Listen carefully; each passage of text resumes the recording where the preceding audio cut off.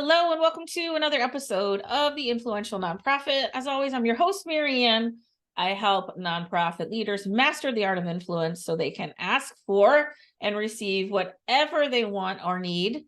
And I love doing that. And part of being an influential leader is a good communicator. And I'm so excited to have Dr. Victoria Boyd, like my new best friend in the we're best friends now, on the podcast today to talk about websites, the foundation of our communication. I think the most visible, important strict tool that we have in communicating. We're going to talk about that today. Welcome, Victoria, to the Influential Nonprofit. And thank you so much for having me. I'm excited to be here and share some of the information I have, but I just like being on podcasts. I know, me too. Okay, so before we start, I always start with the same question, which is, tell me something that you're proud of that you don't get to brag about a lot. I'm proud of, and many people don't know, I taught dance for 28 years. I was in public education, taught at a performing arts high school, and I've actually taken dancers to France, to Scotland, to England, all over the world to perform. In Scotland, we were at the Fringe Festival in Edinburgh. Oh yeah, that's a big festival. I know. We were chosen out of one of 18 high schools out of a pool of 456. And we performed at the famous Grouse House, and we did Serafina. And we were the first high school to receive a 5-star recognition from the Scotland Press. What? So where is this? Where was this high school? This was a high school performance. I at that moment, I was the arts consultant for the state of Michigan, for the county. Oh, so this was a high school in Michigan? Was it in Michigan? Yes, that's when I was in Michigan. I taught at that particular high school for many years, and then became the state art consultant, but raised a lot of funds and went back as one of the choreographers and producers of that show and helped take the 18 kids over there. So you were Debbie Allen on Fame. Sorta, yeah. Man, if people are like, who is that? What's that? I just dated myself. The tough teacher, dance teacher with that stick. She had that cane and she had that stick. No, but I am very proud of just helping students reach their full potential and see the world, because that school was in downtown inner city Detroit, and some of them never really reached beyond the city limits. And I can say that I took dancers all over the country to perform and around the world. So instead, now you help nonprofits, right? Like reach their limits and their full potential. Vein, if you think about it, helping organizations reach their full potential. I'm still a trainer, a teacher, an educator, providing information, and that's even how Philantrepreneur Foundation evolved. I was teaching at UNLV nonprofit management, different courses, and I kept hearing myself repeat over and over and over again, even though you're in philanthropy, you have to think like an entrepreneur. And the word just sort of evolved. I kept using it, and it ended up being my first podcast, the Philantrepreneur Show, my first published journal, the Philantrepreneur Journal, and the word became my philosophy. And so that's pretty much how everything. So I'm going to learn how to say this sooner or later, the Philantrepreneur philosophy. Like, tell me a little more about what it means to think like to build nonprofit capacity through education, awareness, and resources. That's our mission. But our philosophy is, whether you're on which side, doesn't matter what side of that, I call it the double yellow line, where you're not supposed to cross, business on one side, nonprofit on the other. Whether you're on business or the nonprofit side, both of those things have to intersect. If you're on the business side, you have to have purpose. You have to give back to the community. If you're on the nonprofit side, you need to think like an entrepreneur. You need revenue streams. I don't like to use the term nonprofit. I call it for-purpose business. And you're creating revenue streams and income to support your mission. So that's sort of always where I'm coming from, and most of my programs support that philosophy. I've drifted and really got down the whole marketing lane, digital marketing, Google ad grants, and what we're going to talk about today is the websites. Right. Okay. So I want to get into that. And also I really want to talk about why you don't like the word nonprofit, because I hate it too. Well, because and I just want to tap yeah, it because I think it sets a mindset immediately. Yeah, I think it's very important why this is. So and go ahead. People go into charity think or poverty mindset because we're a nonprofit. Charity think is everything, it's supposed to be given to you. No, you're a business. You need to invest in your business. Poverty think is we don't have any money for anything. Yes.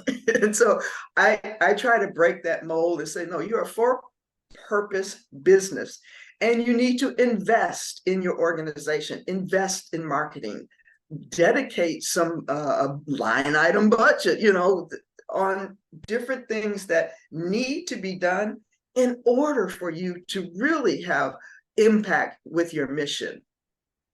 Otherwise, you're just going to be floundering. Yeah, I totally agree. I think the industry, the word non kind of what you're saying is it messes with our collective self-esteem. We're defined by what we're not, which is a tax code, which is right the least interesting thing about us. Instead of really like what we are, which I mean, the industry provides everything, the richness of life, right? Art, right? Like art, music, dance, our highest and best, right? Like our ability to grow, to contribute, to give back, all of those things are all found in nonprofit. Like, oh, but we don't make a profit. And in our country, right, where that is very focused on your worth is determined by the profit that you make. Like, oh, we're not a profit, right? And that's what brings me down, I think. Yeah. Well, the people will and because that's where people's mindset is, and they introduce themselves or use that term. I always try to shift it and say, okay, if you even look at IRS tax codes, they don't use the term nonprofit. They use charities, or they use the word charities or non-governmental organizations. And I do feel like there is really rethinking how we talk about ourselves. And even if I'm not, because there's so much language we could go into, but like even that we think about ourselves is the idea of being confident in what we contribute. I'm just going to say one more thing, because and this isn't a bad thing. I think I just want to hear what you think about this. There's a company here, and they have a day where they get all these business leaders together, and they have nonprofits come, and they're like, here, let's talk about better ways you could run your business. And I think that's really cool. And also I feel like one of the things I feel like is we're making an assumption that that for-profit business runs itself more effectively than a nonprofit business. Right. That the learning can only go one way. Right. Because you even called it the double yellow line that we can't cross. What if, in a sense, like it was a collaboration, we created the dotted yellow line instead of the solid yellow lines that we don't cross, right? And had a collaboration. But I just I think it's cool. And also I think it's a little assumptive that because you're a nonprofit, I think it feeds into exactly what you were saying, right? Oh, we don't have anything. We don't know anything. We need these for-profit businesses to tell us what to do. Yeah. And a lot of my imagery, especially in my training and just working with that whole concept of for-purpose business, it's a double arrow where the street is going both ways. Yes. And you have to almost zigzag back from each side. I started using the term social enterprise. Which I like that. it's really descriptive of what you're doing.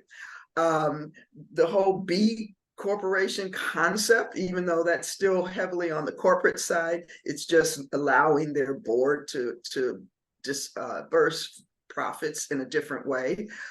But I really say for purpose business and explore your entrepreneurial revenue streams a lot, so that it becomes embedded in who we are. And I think there's something about the entrepreneurial viewpoint that's bold, right? That's risk-taking, that's visionary, that we definitely could use more of in our world. Well, if you think about a nonprofit founder, they're taking a bold step, a risk, because of a pain or passion that they have. They might have a different reason, whereas entrepreneurs, generally that risk is about profits and, how can I make $100,000 in the next 30 days? But, but founders are also stepping out on faith because they don't have a tangible product. They're going with a mission, a thought, an idea, a feeling, an emotion, a pain or a passion of starting this whole movement under the umbrella of this for-purpose business. And so, they truly come with an entrepreneurial spirit. They just don't use all the strategies and tools that are out there labeled entrepreneurial things, and understand that these labels are meant for you too. Right. So I've used the language in the past, human investment company. Okay. But then people are like, oh, what about animals in the environment? But I'm like, yeah, but I like, you're like, purpose. What is it? Your purpose-driven business. Mm-hmm. It's the same. We're getting around the same thing, right? Like that. We have to upgrade how we talk about ourselves and the view that we have in the world. Dictionary.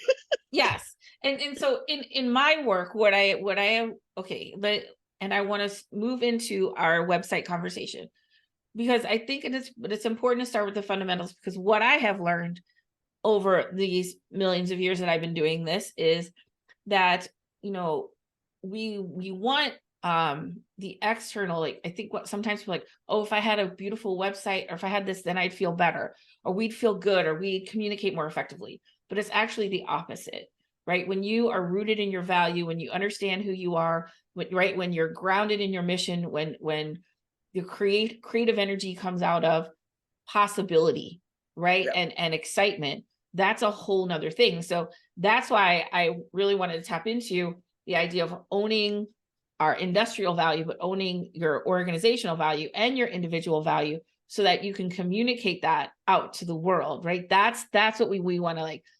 That's what we want to send. And what I have seen in my years is, like, people say, oh, if we just had a website, then we'd feel so much better. But actually, you feel better, and then you build the website. Because imagine what I'm saying, how much more rich and exciting and bold and that website would be. Yeah, and plus the website needs to work for you, and all of those attributes that you mentioned, your feeling, your passion, you have to be able to convey that in the content, what's written, the narrative. And that becomes the foundation of what's on that website. Yes, there's a lot of tools and strategies that you also layer onto that, but the content and how you're communicating that, because many times that is the very first and only impression that you can make on the world, is when someone visits your website.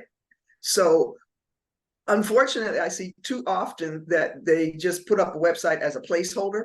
Oh, yes, we have a website. And it's not doing anything for you. So what do we want our website? What should we have on our website so that it can work for us? Well, it's mainly, because I'm coming from the perspective of Google ad grants and ad campaigns, where you want to drive people to a website. So that's one of the things that, do you have the options to land? But do you have valuable resources? Do you know what your audience needs? Have you done research and asked the question? There's tools out there like Ask the Public, where you put in a question, what are people searching for in my like if you're dealing with animal rights or you're dealing with some type of specific disease, what are people asking for when they're searching for that disease? Right. And so therefore, on your website, you should have the solution or a checklist or something that people can find the answer to the question that they're asking. And that takes it beyond being all about the nonprofit. It's not about me, what we do. It's what do you need? And here's how we're solving that. Once you get them into, I call it the pipeline, or, so that they first have become aware of who you are, then you have the ability to continue to feed them information, communicate with them. So your website, to me, is one of your most important assets. It's one of the first things that you should really devote time and energy to putting together. You have the vision of what you want to do. Now the website is the platform to create the systems, operations, and management portion of that. And it's your marketing tool. Right. Okay. I want to pause there. I want to clarify. So, answer what it's, is it answerthepublic.com, right? Answer the public. Yes. Answer. And so that is a website you can go to, and, I've used it many times. Yep. And you could get a question and they'll show you like hundreds of questions that people are asking, right? You can also go to Google, and when you put in your query in Google, you can say people also ask, right? Yeah. And then you click that, and those are also questions that people are asking. And so what we're doing now is we're creating content that people are actually searching for. Yes. Right. And that's what is going down now. And you're right, because it's all like, here's what I want to say, we, but what are people looking for? Right. And so when you include some of those on your website, then people are going to find you, right? Or you're going to come up in searches and people are going to find you. Absolutely. That is all of that SEO, search engine optimization, all of that stuff that most people glass over, and what do they really mean? They're just talking about these keywords. What are people looking for? Right. And even in, I did a training a couple of weeks ago called Super Donor Challenge, or the Super Donor Framework, which really dug deep in what are individual donors, and stop looking at them as a dollar sign, but look at them as people. And find out what they want and need. Easiest way to do that is to ask them. Duh. What a simple concept. But then you have now personalized everything, because they now are emotionally attached to your organization, because they feel you care, because you asked the question. Even on your website, you can have surveys and polls. Even on your social media, do surveys and polls or ask questions that send them back to your website. You know. And I want to talk about that in just a second, because I think that's super important. And I don't think people do enough of it. I want to tap into something, because in influence, like, right, that's what I coach and train people on. When I'm of value to you, you'll be of value to me. And that's and that is the physical, right, manifestation, like, that's what that looks like in practice in marketing. I'm not so worried about what I have to say. What I want to know is, what do you want to learn about? What do you want to know? And I'll bring it down to something else. Like I was doing a workshop, and this woman said, I want people to take a tour. I can't get anybody to take a tour. I said, well, that's your need, not their need, right? How do they want to connect? Oh, I never thought, because her idea was, if people took a tour, right, like, and they would want to give us more money, and so in sense of, oh, if I put all this stuff on my website, people will like us more. Well, no, like, ask them what do they want to learn about, what do they want to know about, and then and from that place, when I'm of value to you, I know you'll be of value to me. And that is the number one fundamental thing, is that shift in thinking of, we have to push out. And then, no, it's about pulling people in, right? Yes, it's finding out in the business, and I use a lot of business terms because I want people to get the sector to become I use the term avatar, or your target audience. because many times nonprofits only think about the programs and who they serve and not who supports them. And Right. it's two different conversations. It's two different types of communication. Who you serve, they already know they have a need and they're coming, and you do a lot of push out. We can help you. We can help you. Yes. Who supports you wants to see impact in the world, and that's from their own perspective. So that's a Yes. different conversation. So that's, like I said, the push and the pull. You need to pull them in, but you have to have the right things that pulls them in. And doing a little bit of research, I often hear, well, the website is your brochure. Yeah, it should have information, but it should be used as a systematic tool to build what it is that you need, whether it's marketing, fundraising, volunteers, board members. Use it as a tool. And that's very early on. I said, is your website working for your organization? Is it doing what you need it to do? And one of the things that I think, because you mentioned this earlier, is what we don't have, and I don't know why we all just don't have one, is some kind of lead magnet pop-up thing. So let's say you get here's 5, you write an article like this it could be so simple. You write 5 ways, right? Like what to do when you how how to help someone who's maybe in a violent relationship, or like whatever, like take one of those questions that people ask, write an article about it, put it on your website and say, hey, you wanted this guide, shoot us your email. You must have been at today's training was on blogs on your website. What are the key elements to make the blog effective? And it was, having links to resources on your website, having all of these things.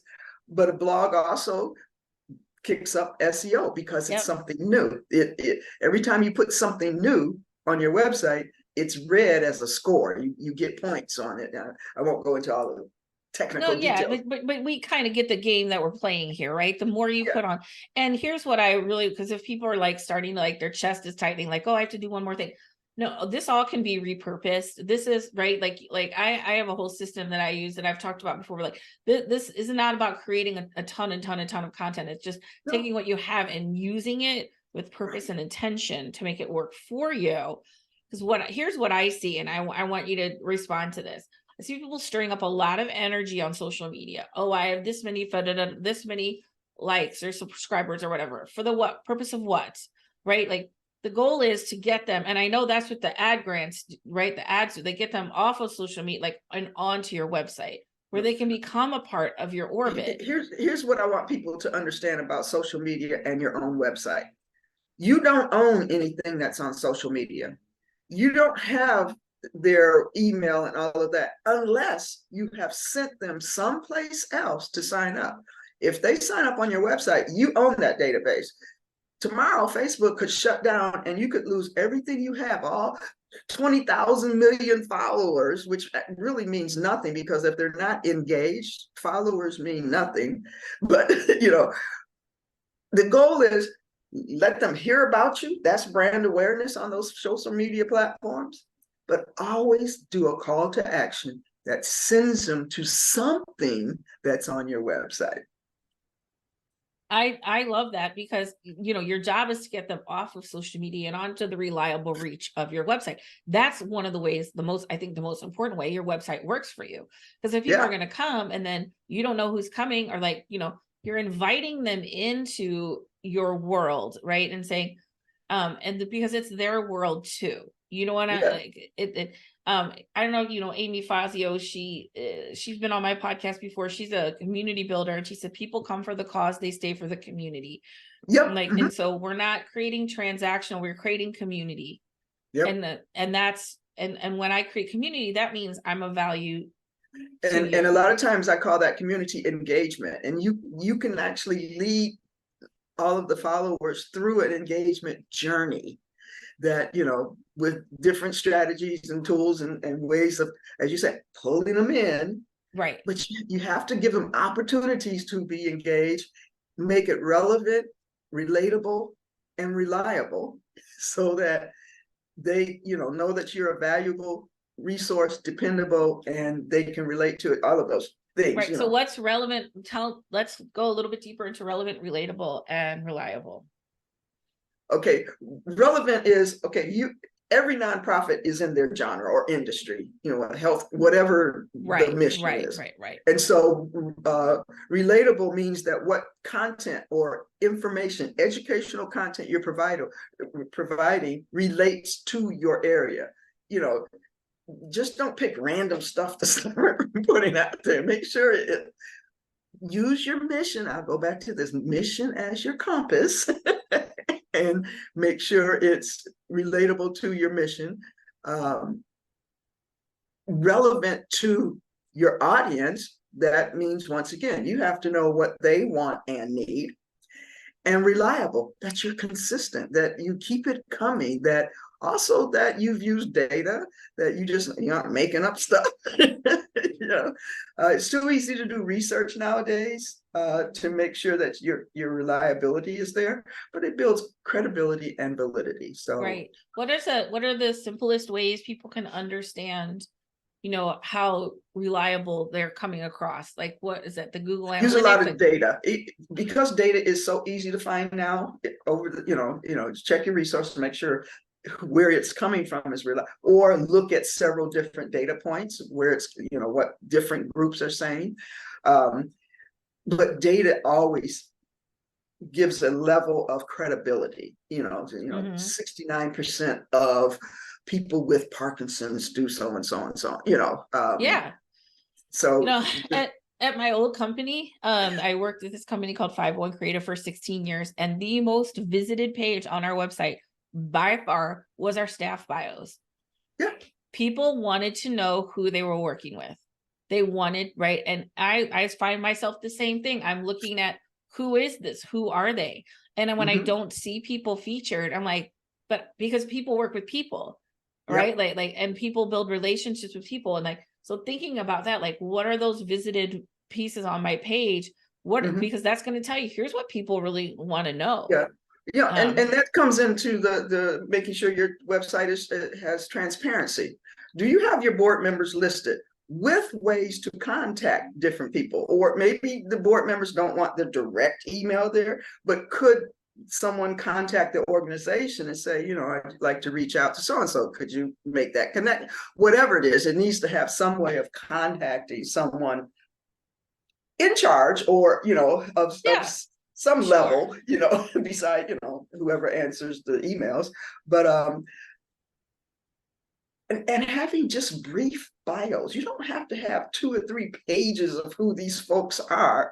It's that adds a level. First, you're willing to share who's on your board. It's giving credibility that these are people that are either in your industries, like if it's a medical condition, are they a doctor that focuses on that? Right. Everybody, not everybody. I'm assuming here. Many startup nonprofits say, "Oh, well, we got to get an accountant and a lawyer." Okay, are you going to need a lawyer? Are you going to break the law? Do you, are you planning on going to jail? Right. Accountant. Do you need them on the board? Not necessarily. Yes, you'll need a bookkeeper and yearly audits, but do they need to take up space on your board where you really could have on the board someone who is really passionate about your mission and could bring something of value that's needed in the industry, Right. So I'm not on that bandwagon of, get the CPA and get the lawyer on the board. So you're planning on breaking the law? No. Yeah, people okay, because if I have those things, I'll be protected or whatever. And but okay, let me put a little caveat in there. Most lawyers don't know nonprofit stuff. And they might not even be able to take the case if they're sitting, to help you if they're sitting on your board. Yeah. I don't know how that works. I hate to say it, but I've cleaned up applications that have been done by CPAs and lawyers because it's just not their field of specialty. They didn't know how, they said, because it's a legal form. And now it's a tax form.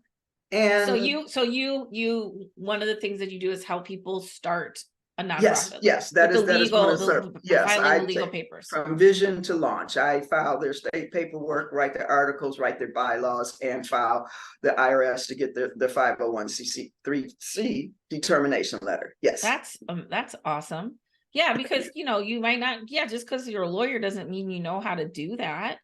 Right. And plus, they charge astronomical fees because they're looking at how much time they're going to have to research to figure out how to file this thing. Well, and just getting back to your board, I do feel like, you're putting people, you're growing a community of support, right? Yeah. And having those experts or those people, that's pretty critical. Yeah. I think what I see is people putting, they put their sister or their best friend or somebody on the board because they need a name. And now they have to sort of like, oh, now it's super awkward because those really aren't the right people. They just need some names to put on a form. And now they have to extract themselves from that so that they can actually get the people that I tell most founders, give yourself a year to vet and really, I say audition, or because I'm from performing arts. Yeah. But get to know before you ask them to be on the board. And how I came to that conclusion, being out here, I'm in Las Vegas. When people found out that I knew a lot about nonprofits, I hate to say it, but I have been called to, I'll say, numerous meetings where I didn't even know these people per se. I've heard of them, but while there, they handed me a board package and asked me to be on the board. And I'm like, you don't know me. I mean, and I'm like, oh no, okay. That's not how you do it. It's you have to build a relationship. You have to know, is this their passion? Because what they were talking about, yes, I support nonprofits, but I have my own personal passion points. I love the arts, Right. So where I put support and where I put services are two different things. That is true.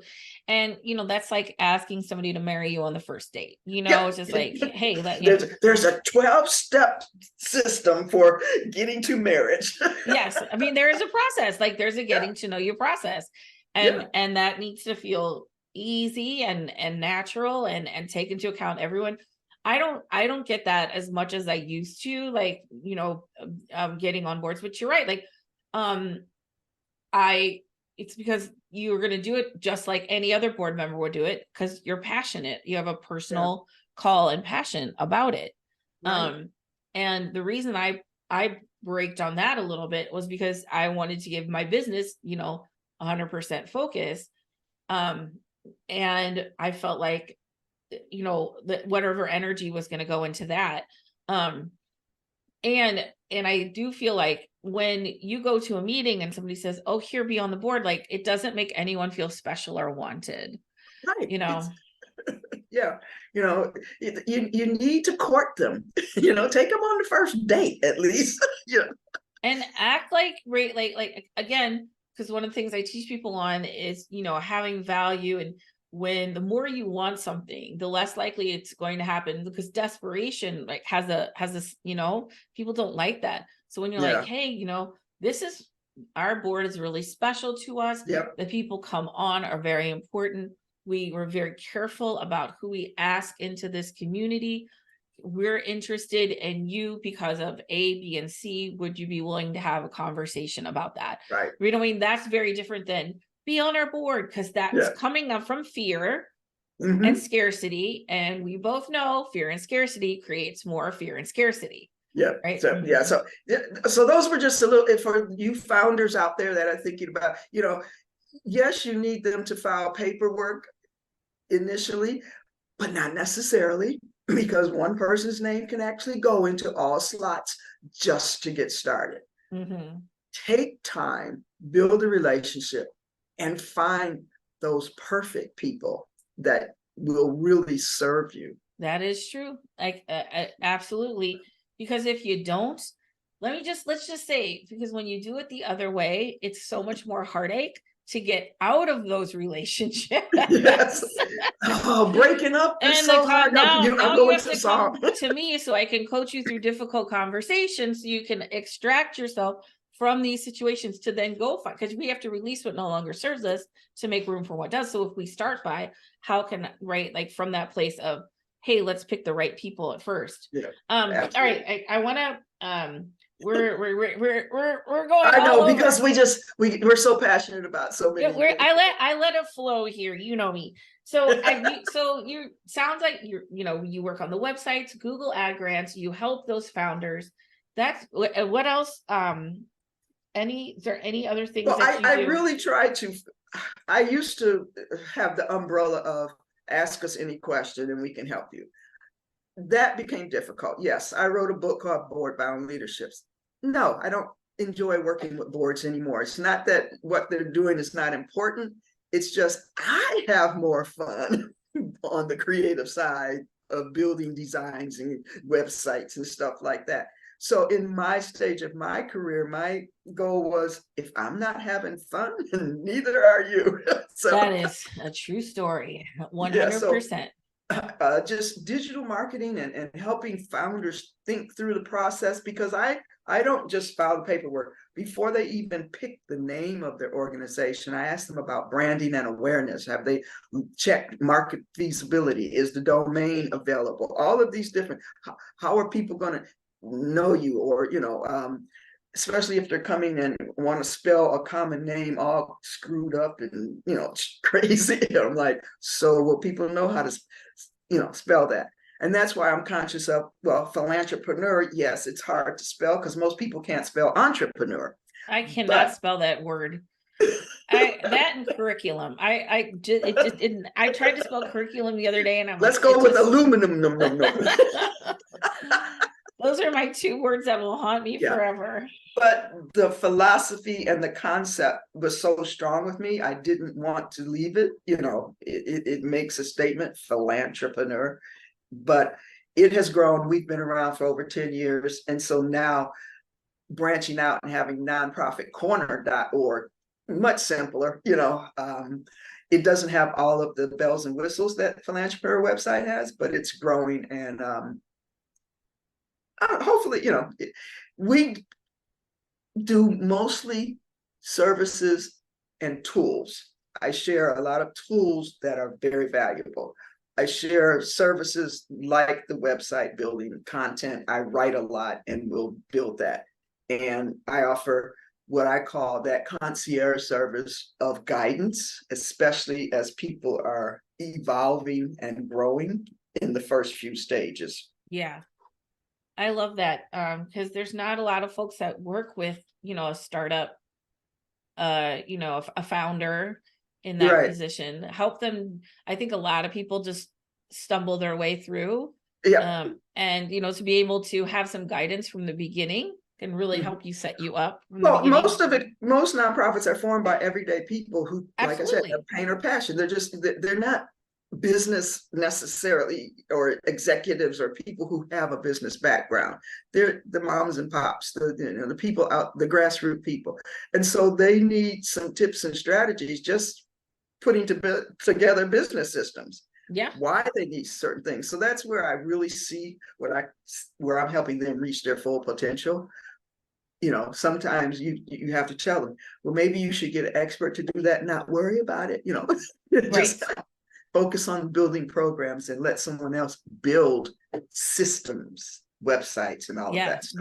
Right. So, and help them guide in creating those systems that are ultimately going to support those programs and all of that. Absolutely. All right. Well, this has been amazing. I have one more question. I know you're a dancer. Okay. I don't know if you're a singer, but when I'm in Vegas or you're in St. Louis, we go to karaoke. What is your go-to karaoke song? Oh, first of all, I'm not a singer. I am a dancer. And I would shy away from doing karaoke. I mean, oh my goodness. Did I stump you? I'm a Bruno Mars lover.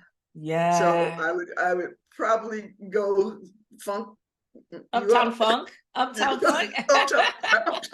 Is there's some really cute choreography that goes, that the band, so you could just dance, and then people would be like, so like you'd be like dancing, and then people would be so into it, and right, everyone just singing along. Whenever I need to like clean house and I put on Bruno Mars, and that really gets you going. He's amazing. You're seeing there's these little videos of him when he was an Elvis impersonator when he is like 5 years old in Hawaii. It is so cute. It is so cute.